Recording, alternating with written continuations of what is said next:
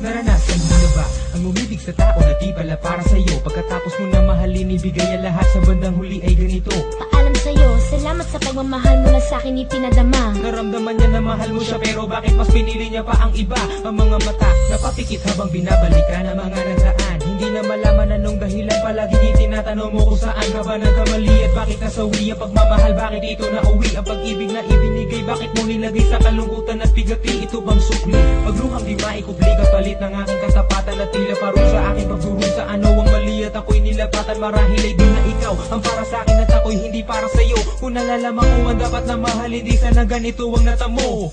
Kung hindi ako ang nararapat sa'yo, bakit hinayaan pang mahulog ang puso sa'yo?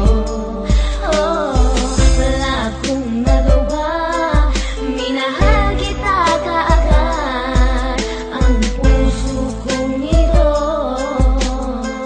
kanino ba dapat? Ginagawa ko namang lahat para lamang sa'yo, pero bakit mo nagawang saktan ang puso ko? Naatid mo akong iwanan na nag-iisa. Ano ba ang pagkukulang? Bakit sumama sa iba? Pinaniwala mo ako sa iyong mga pangako, pinaikot mo ako sa palad mo at binigo. Nagdurugo ang puso ko at pangalan mo ang sinisigaw.